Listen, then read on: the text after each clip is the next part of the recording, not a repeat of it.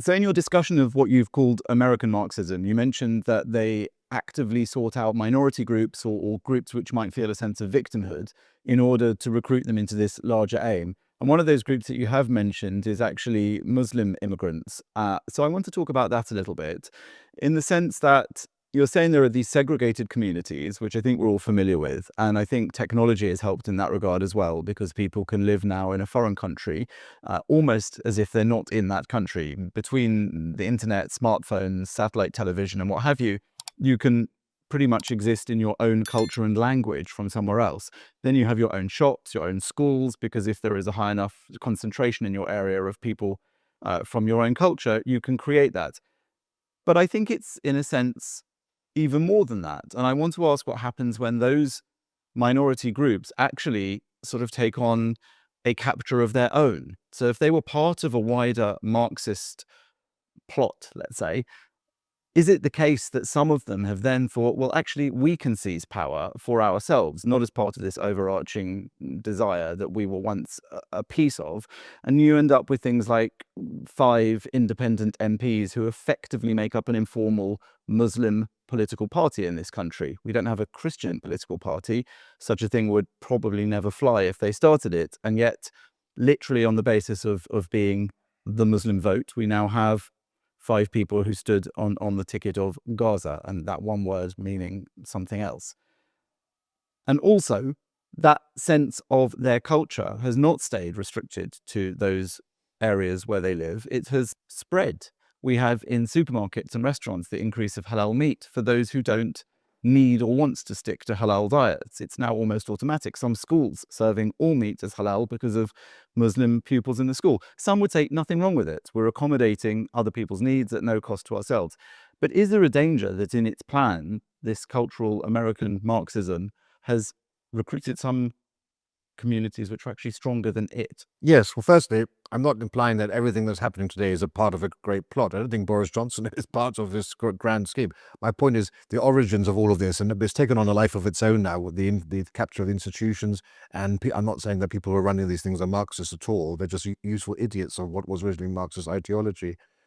But you're quite right. We are at the stage now where we are seeing the effects of mass immigration, and that is that people feel empowered, communities feel empowered to take on more power. The Labour Party is experiencing this to its horror because, of course, it, as happens with all badly thought out ideas, it's realizing the downsides now, and that essentially is that the ethnic minority vote they thought they could depend on has decided they don't need to vote for the Labour Party. They can actually have their own vote in form of the Muslim vote. So you do have these new Muslim MPs who weren't voted in to improve public services, who weren't elected to deal so much with their constituents, but they were elected on a platform about dealing with Gaza and Palestine, which, of course, for those people who don't care about Gaza or Palestine, is, they are not being represented by their elected officials.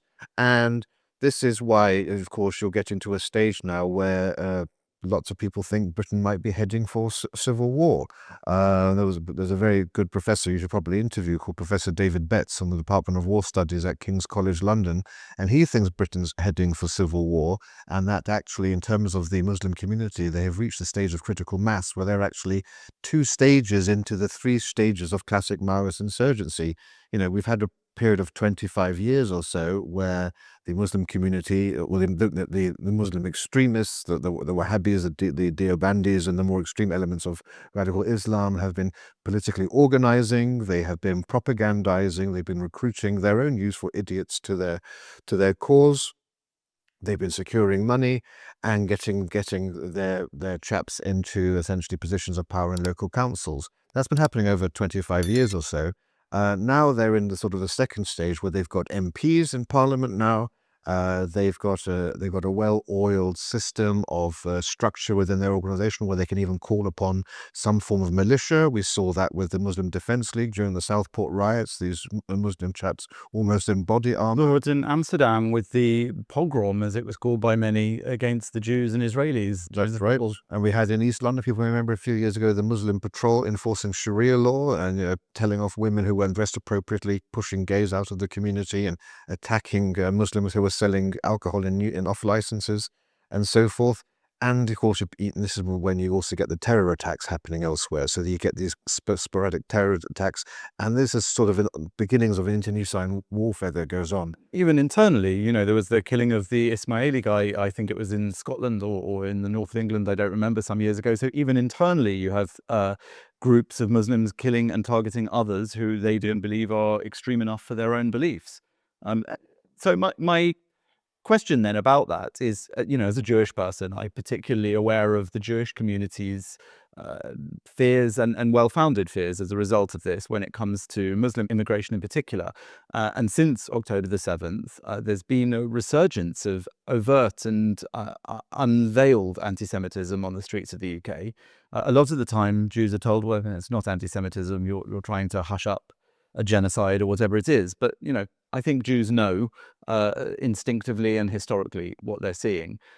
Is there a way then for those people, Jewish, Westerners, Brits, non-Muslims, who are opposed at this, aghast at this, now they're seeing it bear fruit, to counter it without having effectively to do the same thing themselves? Is it required that the people you might like, more traditional Westerners or Brits, should operate some form of institutional capture? Is the idea that Trump is pursuing to withdraw funding from universities, which don't seem to be standing up against this and seem to be preaching wokeism, is this the alternative, that we have to do what they did? Yeah, unfortunately, the reality is you have to have a reverse long march through the institutions, and that doesn't happen overnight. There've been a couple of books written recently, "Woke is Dead," because of had like the Supreme Court ruling on who a woman is and so forth. But in reality, it won't happen until you've actually purged the universities, purged the institutions of those people who are now embedded in it. And realistically, that won't happen until they retire and a new generation comes in behind them. And that is it. But that requires political will.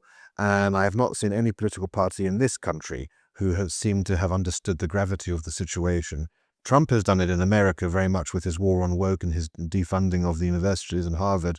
That's the sort of action we need to see. And if those policies, in terms of migration, they have a bit of a different issue because they've got Catholics and Christians coming up from South America. So they're not facing quite the same degree of crisis we are, although anti-Semitism, of course, is a huge problem in America too. But that's also happening a lot from the post-truth right there.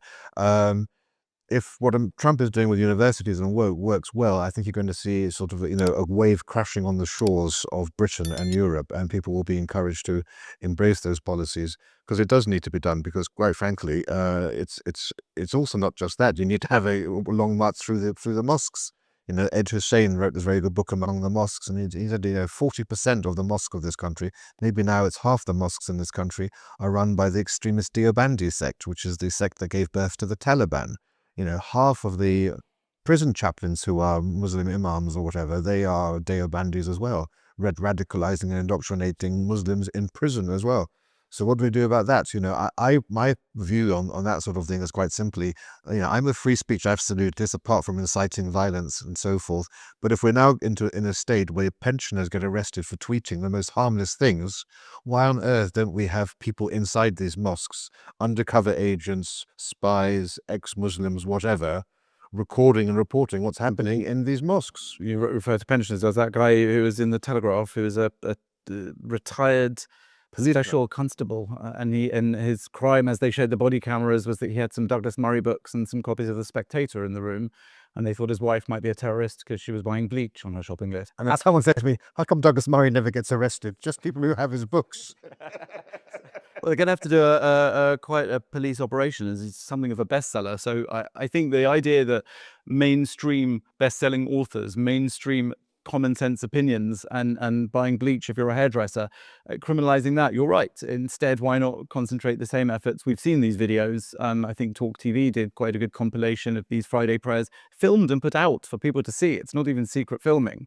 There is a sort of unabashed character to it that I think a lot of the problem, and I'd like to hear what you think about this, is that we have become so neutered as a culture and a society that even when other cultures or forces tell us exactly what they want to do, what they're doing, even when you have people on the streets of London calling for jihad, we have a police force that bends over backwards to understand jihad as meaning something innocent. Whereas when a man says, on X, something like that Kent pensioner did, that the next